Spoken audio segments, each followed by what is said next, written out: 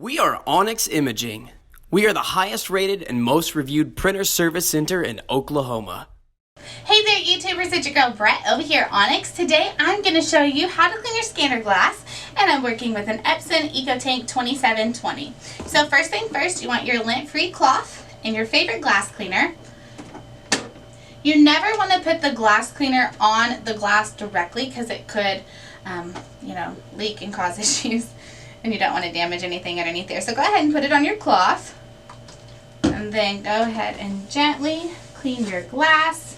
Sometimes we do see pen or whiteout on here, so you may need to clean it more than once.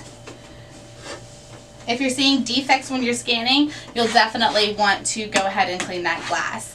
If you guys are in need of any supplies or quotes, give your girl Brett a call and have a great day. Thank you for watching.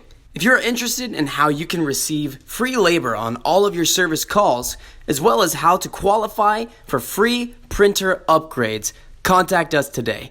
We are here for all of your printer and office supply needs.